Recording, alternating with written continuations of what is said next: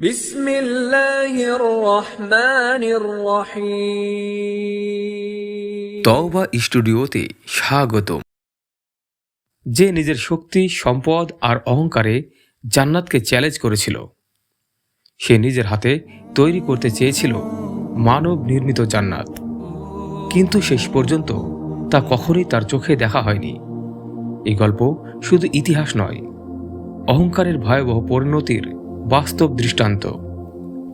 কোরআনে আল্লাহ বলেন, তুমি কি দেখনি তোমার প্রভু আদ জাতির সঙ্গে কেমন আচরণ করেছিলেন? ইরাম, সেই সুউচ্চ স্তম্ভের শহর যার মতো আর কিছু সৃষ্টি হয়নি। সূরা ফজর। আদ জাতি ছিল দেহে বিশাল ও শক্তিশালী, উন্নত স্থাপত্যে দক্ষ, উর্বর জমি, ক্ষেত, নদী ও বাগানে সমৃদ্ধ, বহু প্রাসাদ ও রাজত্বে ভরপুর। এই জাতির রাজা ছিল সাদ্দাদ ইবনে আদ। সে নিজেকে পৃথিবীর সবচেয়ে শক্তিশালী শাসক মনে করত। আল্লাহ আদ জাতির কাছে পাঠালেন নবী হুদ আলাইহিসসালামকে।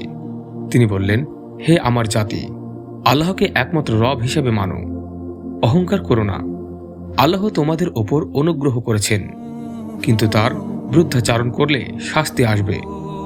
কিন্তু সাদ্দাদ ও তার জাতি বলল, আমাদের মতো শক্তিশালী আর কে আছে?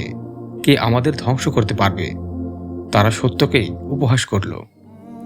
একদিন হুদ আলাইহিসসালাম তাদের জান্নাতের বর্ণনা দিলেন। চিরস্থায়ী শান্তি, উদ্যান, নদী, ছায়াময় পথ, মুক্তর প্রাসাদ।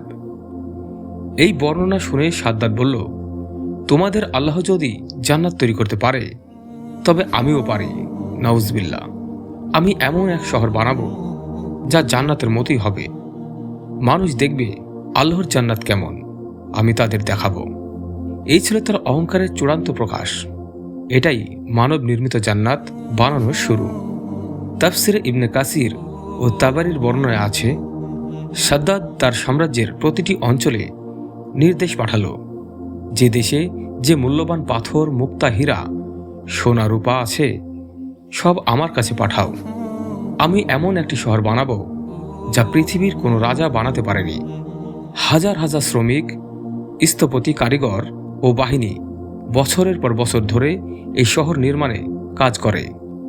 তাফসিরে বর্ণিত হয়েছে, শহরের দরজা, প্রাসাদের শীর্ষ, দেয়ালের অলংকার সব সোনা রূপার তৈরি ছিল। বিভিন্ন রঙের জহরত, হীরা, পান্না, ফিরোজা দেয়াল ও ছাদে বসানো হয়েছিল। এই শহরের সবচেয়ে বিখ্যাত ব্যাপার ছিল সুউচ্চ স্তম্ভ, যা দূর থেকে আকাশ ছোঁয়া মনে হতো। এটি কোরআনের ইরাম এর ব্যাখ্যার একটি দিক। জান্নাতের অনুকরণে শহরের মধ্যে কৃত্রিম নদী, সৌন্দর্যময় বাগান, ছায়াময় বৃক্ষ, পাখির কলতান সব তৈরি করা হয়েছিল। রাত্রে শহর এমন জ্বলজ্বল করত যেন আকাশের নক্ষত্র পৃথিবীতে নেমে এসেছে। তাফসিরের বক্তব্য অনুযায়ী সাদ্দাদ শহরটি বানাচ্ছিল জান্নাতকে অস্বীকার করার জন্য।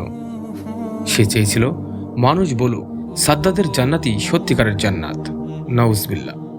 অর্থাৎ আল্লাহকে অস্বীকার, নবীকে উপহাস, ক্ষমতা প্রদর্শন, এই তিনটাই ছিল কারণ। হুদ আলাইহিসসালাম তাকে বলেছিলেন, হে সাদ্দাদ, তুমি যে শহর বানাচ্ছ তা তোমার জন্য গর্ব নয়। আল্লাহর কাছে ক্ষমা চাও, তোমার শক্তি আল্লাহর সামনে কিছুই নয়। কিন্তু সাদ্দাদ শুনল না। সে বলল, আমি শীঘ্রই আমার জান্নাতে প্রবেশ করব, মানুষ দেখবে আমার শক্তি। একদিন সাদ্দাদ তার নতুন জান্নাত নগরে দেখার উদ্দেশ্যে যাত্রা করল। তার সঙ্গে ছিল তার শক্তিশালী সৈন্যবাহিনী। সে শহরের দরজার কাছে পৌঁছালো, কিন্তু তখনই আল্লাহর শাস্তি নেমে আসলো। কোরআন স্পষ্ট করে বলছে, তাদের ওপর আমি পাঠালাম প্রবল ঝড়, 7 রাত ও 8 দিন অবিরাম। সূরা হাক্কা।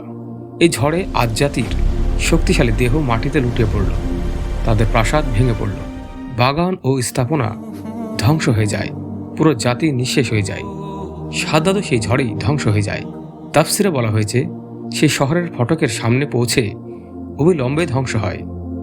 অর্থাৎ যে শহর বানাতে চেয়েছিল নিজের অহংকারে, তার ভেতরে প্রবেশেরও ক্ষমতা পায়নি।